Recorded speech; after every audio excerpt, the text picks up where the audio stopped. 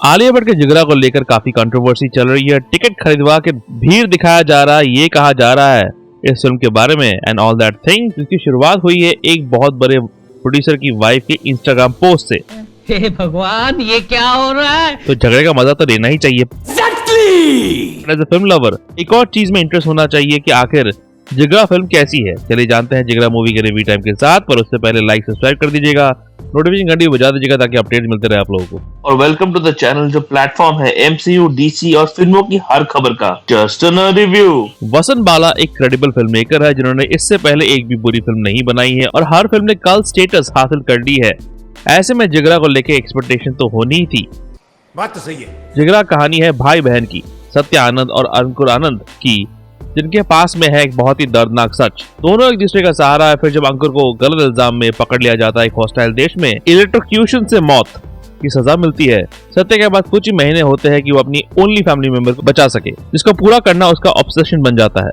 अमिताभ बच्चन की angry young man image की आत्मा घूमती है पूरी की पूरी कहानी में, जिसे लिखा है वसंत बाला और देवशीष एरिंगम ने। इनफैक्ट ऐसा नहीं है कि गब्बर सिंह या फिर बलवंत राय के कुत्ते जोर से बोलने की जरूरत पड़ती है लीड्स को, जैसे 90s की कमर्शियल फिल्मों में अक्सर किया जाता था गुस्सा दिखाने के लिए। जैसे कि फिल्म में किरदार कहता है, मसाला मूवी थोड़ी ना बन रही है, ये कॉम्प्लिकेटेड है। ये फिल्म कॉम्प्लेक्स और कॉम्प्लिकेटेड है।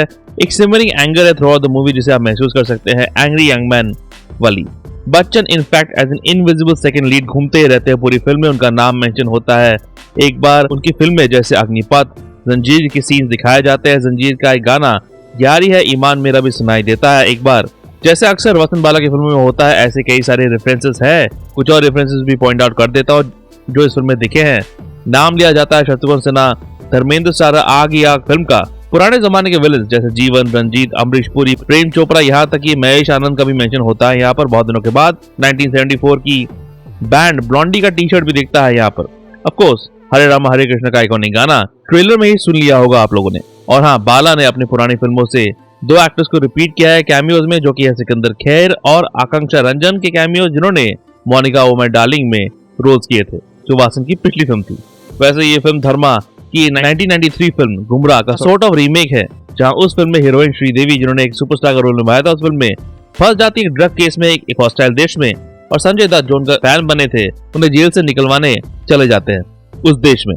यहाँ हीरोइन छुड़वाने की कोशिश करती है भाई को, पर सिमिलैरिटीज जेल ब्रेक वाली ही है, बाकी सब अलग है, ट्रीटमेंट, कहानी सब कुछ अलग है। तो बाला इन्हीं बच्चन और पुरानी फिल्मी रेफरेंसेस के साथ बोलते हैं एक एक्सिलरेटिंग जेल ब्रेक फिल्म।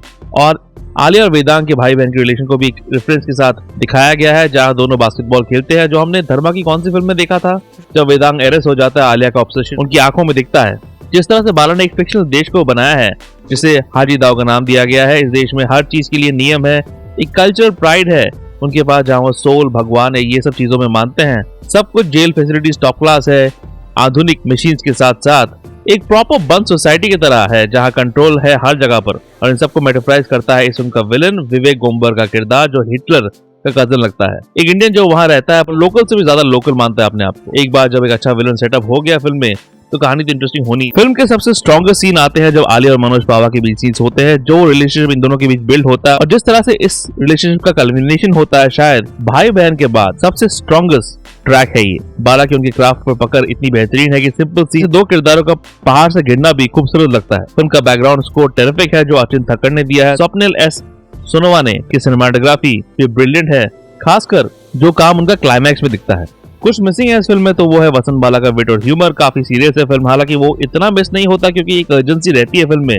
और आलिया का किरदार इतना अच्छा लिखा हुआ है कि ये क्या करेगी, कब करेगी, समझ में नहीं आता। वो किसी भी हद तक जा सकती है अपने भाई को बचाने के लिए, जिसे देख के मजा आता है, और इस किरदार की अनप्रेडिक्टेबिलिटी को देख के मजा आता है। किसी भी हालत में उनका किरदार डैमसेल इन डिस्ट्रेस नहीं है, बच्चन है। जो चीजें वो करती है फिल्म में एक्सट्रीम ही है। इन अ वे आलिया है एनिमल मूवी में रणबीर का किरदार का फीमेल वर्जन। वहाँ वो बाप को बचा रहा था, यहाँ वो भाई को। आलिया तो है ही दमदार एक्ट्रेस, जो ऐसे रोल्स को खा ही जाती है, पर वेदांग रायना इस फिल्म के सीन स्टीलर है। क्या ये वासन की बेस्ट फिल्म है? नहीं, पर फिर भी एक एंग्रोसिंग फिल्म है ये। आप समझ सकते हो कि इतनी बेहतरीन फिल्मोग्राफी होगी वासन की, इतनी अच्छी फिल्म भी उनकी बेस्ट फिल्म नहीं है। क्लाइमैक्स में जिस तरह से एक सीन में आलिया फाइनली वहाँ पहुंचती है जहाँ उन्हें पहुंचना है। स्लो मोशन का इस्तेमाल कितना कूल लगता है उस सीन में। कहानी का सक्सेस इस बात से समझ में आता है कि खत्म होते होते आप इमोशनल होंगे ही। मुझे तो मेरी बहन की याद आ गई थी तभी। वसंत बाला की जिगरा को मैं देना चाहूंगा 3.5 आउट ऑफ 5। एक बहुत सॉलिड फिल्म है ये। कंट्रोवर्सीज को भूल जाओ, एक्ट्रेस की तरह नफरत को भूल जाओ, सिनेमा को एंजॉय करो, वसंत बाला के क्राफ्ट को एंजॉय करो। ऐसे फिल्म मेकर्स कम ही है इंडिया में जो इतनी कॉम्प्लेक्स फिल्म बना रहे हैं, जो एंटरटेनिंग भी है, जहां बच्चन की एंग्री यंग मैन की आत्मा आलिया में घुस गई है। लाइक सब्सक्राइब कर दीजिएगा, नोटिफिकेशन घंटी बजा दीजिएगा ताकि अपडेट्स मिलते रहे आप लोगों को। कितनी कॉमेडी है। विक्की विद्या का वो वाला वीडियो मूवी में देखिए, रिव्यू वीडियो में जो आखिर में है। और ऐसे रिव्यूज के लिए देखते रहिए जस्ट एन रिव्यू। रिव्यू के अपडेट्स के लिए और छोटे बड़े स्निपेट्स के लिए फॉलो कीजिए ऑन ट्विटर @ProNerdyView2001 में, और ProNeedDiaryBlogspot.com में भी आपको अपडेट्स मिल जाएंगे।